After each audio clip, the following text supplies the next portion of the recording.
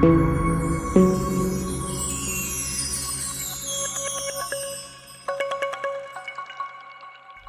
மக்களே, உங்களை நிம்மி வரையான டாட்டேபிள் வெயிட்டிங்கிற என்னோட சேனலுக்கு உங்களே நான் வரைக்கிறேன். இன்றைக்கி குமா குமா குமா பேர் எபிசோட் 2 இதோ உங்களுக்காக.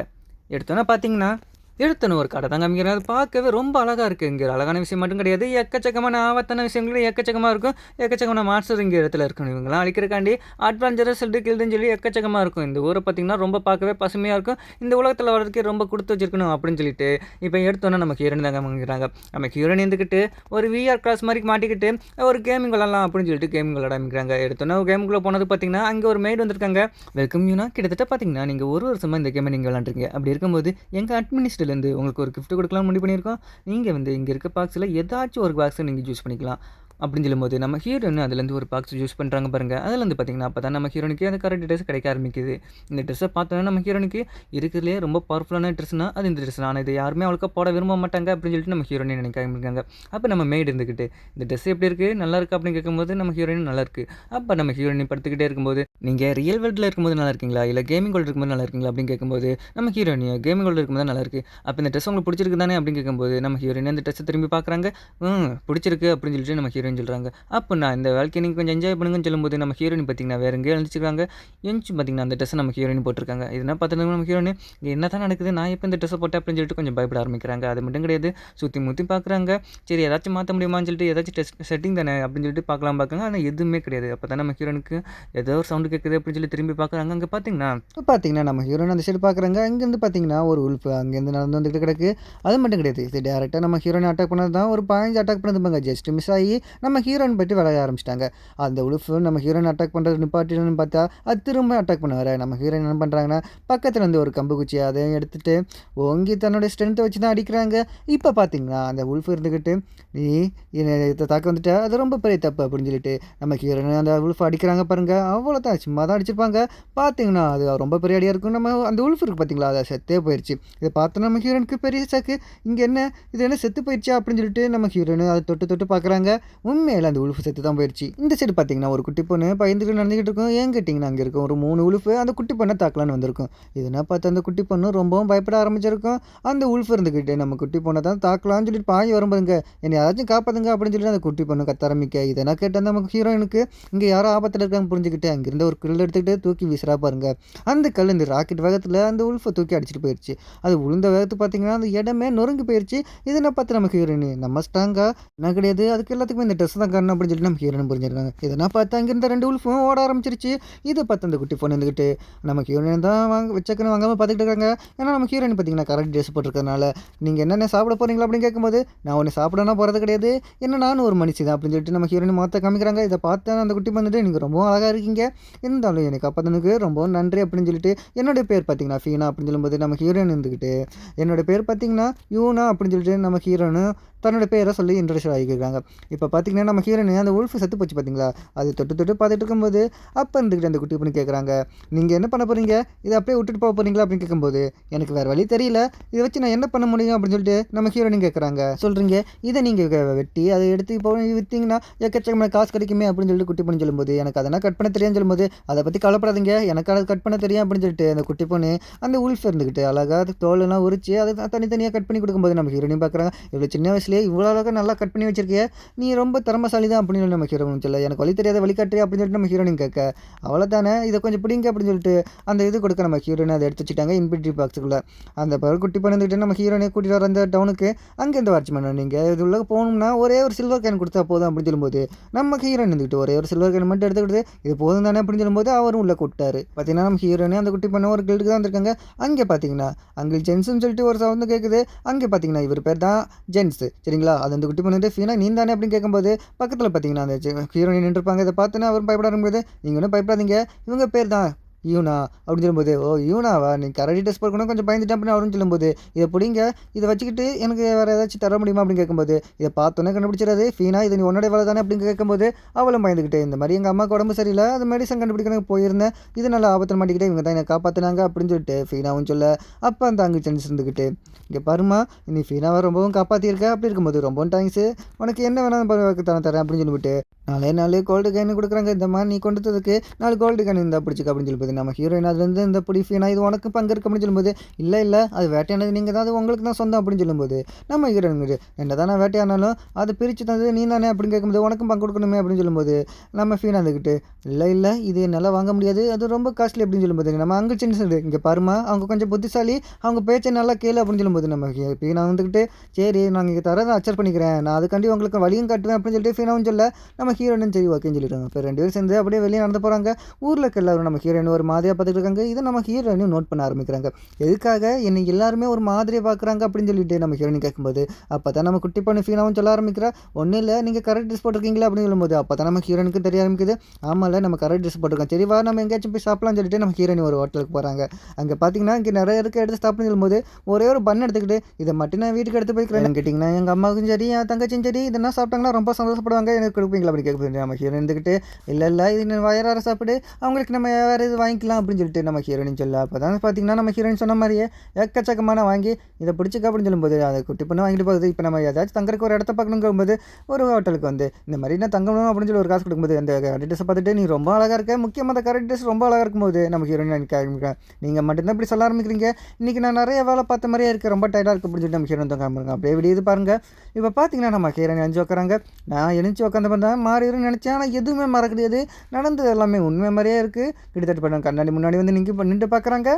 நான் ஏதோ ஒரு கேம் மோடில் இருக்கேன். அப்படி இருக்கும்போது என்னுடைய எம்பிசி கேரக்டர் பார்த்திங்கன்னா வேறு மாதிரி இருக்கணும், ஆனால் வந்து இப்போ பார்த்திங்கன்னா என்ன மாதிரியே இருக்குது. கண்டிப்பாக இது ஒன்று கேம் மோல்டு மாதிரி கிடையாது. கிட்டத்தட்ட பார்த்திங்கன்னா நான் ஏதோ ஒரு இன்னொரு உலகத்தில் இருக்கிற மாதிரியே ஒரு ஃபீலிங்காக இருக்குது அப்படின்னு சொல்லிட்டு நம்ம ஹீரோயின் நினச்சி பார்த்துட்டு இருக்காங்க. அது மட்டும் கிடையாது, இந்த கேரக்டர்ஸும் எனக்கு ரொம்பவும் பிடிச்சிருக்கு.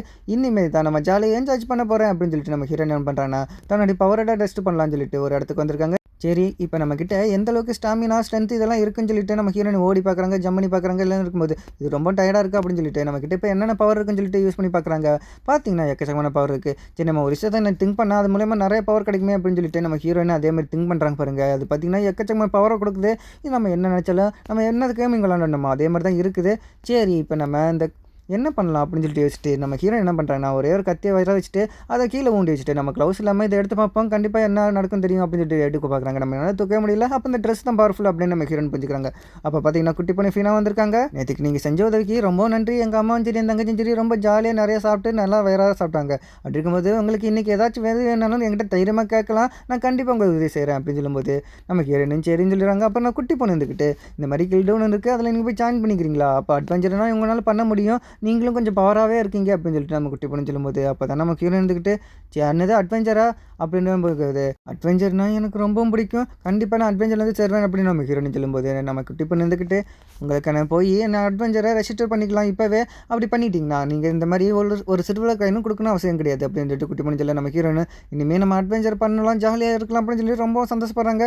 சரி இப்போவா போகலாம் அப்படின்னு சொல்லிட்டு நம்ம ஹீரோன்னு பார்த்தீங்கன்னா கில்டுக்கு வந்திருக்காங்க. அப்போ பார்த்தீங்கன்னா எல்லோரும் பார்த்துட்டு இருக்காங்க, இவங்க தானே நேற்றுக்கு வந்தாங்க அப்படின்னு சொல்லிட்டு ஹீரோ வந்துட்டு உள்ள போயிட்டு இந்த மாதிரி நான் கில்டில் ஜாயின் பண்ணி வந்திருக்கேன், இப்போ தான் அந்த இடத்துக்கு நான் புதுசாகவும் வந்திருக்கேன், இப்போ தான் நான் ரெஜிஸ்டர் பண்ணவும் வந்திருக்கேன் அப்படின்னு சொல்லிட்டு நம்ம ஹீரோன்னு சொல்ல அப்போ பார்த்தீங்கன்னா ஒரு குரல் கேட்குது. அப்போ பார்த்தீங்கன்னா இந்த பீஸ் பார்த்தீங்கன்னா இவனோட பேர் பார்த்தீங்கன்னா டாப்ரான்னு, இங்கே பாரு கரெக்ட் ட்ரெஸ் போட்ட பொண்ணு நீ கொண்டு அங்கிட்டு போய் விளையாடுற வேலையை பார்த்துக்கிறேன், இங்கே வந்துட்டு எவ்வளோ சாகாத, இது ரொம்ப ஆபத்தான இடம் அப்படின்னு சொல்லிட்டு நம்ம ஹீரோனுக்கு கிண்டல் வச்சுக்கிட்டு கிடக்குறான். இது என்ன பார்த்தா நம்ம ஹீரோயின் ஓ அப்படியா அப்படின்னா சரி நான் ஒரு பெட்டு காட்டுறேன், நான் ஒரு வந்து கோப்ளின் என்ன கொண்டு காமிக்கிறேன், அப்போ என்னை ஒத்துக்குவே அப்படின்னு கேட்கும்போது கோப்ளின் வீக்கானது தான் ஆனாலும் ஒன்றால் கொல்ல முடியாது அப்படின்னு சொல்லும்போது இல்ட்ராசில் பண்ணிக்கிட்ட இந்த காபில் என்னென்ன கொண்டா என்னை ஜாயின் பண்ணி எடுத்துக்கீங்களா அப்படின்னு சொல்லிட்டு நம்ம ஹீரோனி கேட்கும்போது அங்கே இருக்கிற எல்லாருமே பெரிய சாக்காகிறாங்க. ஏன்னா நம்ம இந்த மொரட்டி பீஸை நம்ம ஹீரோனி வந்து களைச்சி விட்ருப்பா அந்த மாதிரி இருந்துக்கிட்டு என்ன தைரியம் இருந்தால் இனி என்னையை பார்த்து காபலின்னு சொல்லியிருப்பா அப்படின்னு கேட்கும்போது ஒன்னே தான் சொன்னேன் நீ காபலின் மாதிரி தானே இருக்கிற அப்படின்னு சொல்லிட்டு நம்ம ஹீரோனி சொல்லும்போது அவனு வெறியாகிட்டான், உனக்கு ஒரு நல்ல படத்தை கற்றுக் கொடுக்குறேன் நம்ம பவரை நீ பார்த்தது இல்லையா அப்படின்னு சொல்லிட்டு அடிக்க வரான் பாருங்க. நம்ம ஹீரோயின் என்ன பண்ணுறாங்கன்னா இப்போ பதிலுக்கு ஒரே ஒரு அடி தான் திருப்பி அடிப்பாங்க, பார்த்தீங்கன்னா அவன் நாக் அவுட் ஆயிடுவான். இதெல்லாம் பார்த்து சுற்றிருக்கவனு பார்க்கத்தான் குட்டி பொண்ணு மாதிரி இருக்கா, ஆனால் ரொம்ப ஸ்ட்ராங்காக இருக்குது அப்படின்னு சொல்லிட்டு எல்லாரும் பேச ஆரம்பிக்கிறாங்க. இப்போ வந்து நம்ம ஹீரோயின் இருந்துக்கிட்டு கில்டுக்குள்ளே போகிறாங்க. அங்கே இருக்க ஒரு பொண்ணு வந்துட்டு இந்த ஃபார்மை போடி இதை நீங்கள் கரெக்டாக கேட்குற கொஸ்டின் எல்லாத்துக்கும் ஃபில் பண்ணிக்கிட்டு அப்படின்னு சொல்லும்போது நம்ம ஹீரோயின் அந்த ஃபார்ம் வாங்கி பார்க்குறாங்க. சரி அது என்ன கேட்டிருக்காங்க, என்னோட நேம் பார்த்தீங்கன்னா யூனா, வயசு பார்த்தீங்கன்னா 15, சீசன் இருக்கிற இடத்துல பார்த்தீங்கன்னா பேரன் போட்டு வைக்கிறாங்க. இதெல்லாம் பார்த்து அந்த கில்டு வயசுற பொண்ணு இப்போ நேமு யூனா வயசு 15 எல்லாம் ஓகே. அது என்ன பொசிஷன் வந்து பேருன்னு போட்டிருக்காங்க அப்படின்னு சொல்லிட்டு ரொம்ப பெரிய கொடுக்குறாங்க.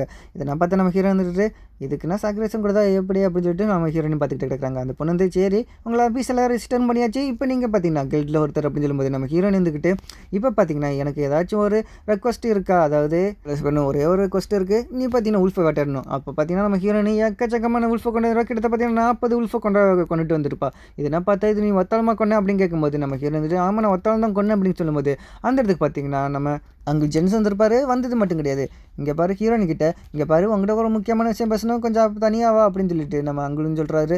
நம்ம என்ன சொல்லிட்டு இருக்காருன்னா நீ வேட்டையானா சரி தான், அது எல்லாத்தையுமே அந்த குட்டி பொண்ணை கொடுக்கலாமே கேட்கும்போது நம்ம ஹீரோ வந்துட்டு நீங்கள் என்ன அந்த குட்டி பொண்ணை செடியூஸ் பண்ண பார்க்குறீங்களா அப்படின்னு சொல்லி ஹீரோயின் கோவப்படும்போது இல்லை நீ தப்பாக புரிஞ்சுக்கிட்டு இருக்க, அந்த பொண்ணு வந்து எனக்கு இப்போ ஒரு பொண்ணு மாதிரி.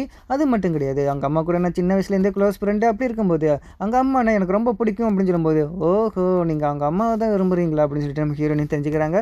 அது மட்டும் கிடையாது, நீ அந்த மாதிரி எல்லாம் வேட்டையாடிட்டு நீ கடைசியில் அதை பிரித்து மேய்கிறதுன்னு அந்த குட்டி பொண்ணை கொடுத்தீங்கன்னா அவளுக்கும் கொஞ்சம் காசு கிடைக்கும், அதை வச்சு அவங்க அம்மாவையும் சரி தங்கச்சிங்களையும் நல்லா பார்த்துக்குவான்னு சொல்லும்போது கண்டிப்பாக நான் அதை தான் செய்ய போகிறேன் அப்படின்னு சொல்லிட்டு நம்ம ஹீரோயின் சொல்லுறாங்க. அங்கிள் ஜென்ஸ் இருந்துக்கிட்டு ரொம்பவும் சந்தோஷப்படுறாரு, ரொம்ப தேங்க்ஸ்மா அப்படின்னு சொல்லிட்டு சொல்கிறாரு. இந்த சைடு கில்ட்டில் வந்து பார்த்தீங்கன்னா நம்ம ஹீரோ வந்துட்டு நான் தூங்க போகிறதுக்கு முன்னாடி ஏதாச்சும் ஒரு மிஷனை கம்ப்ளீட் பண்ணணும்னு நினைக்கிறேன், ஏதாச்சும் ஒன்று இருக்கா அப்படின்னு சொல்லுங்க அப்படின்னு சொல்லிட்டு நம்ம ஹீரோயின் கேட்கும்போது அந்த கில்ட் வயசு பொண்ணு இருந்துக்கிட்டு ஒரு ஹேர் மிஷின் இருக்குது, கிட்டத்தட்ட பார்த்தீங்கன்னா பேர் பார்த்தீங்கன்னா உல்ஃபு டைகர்னு சொல்லுவாங்க.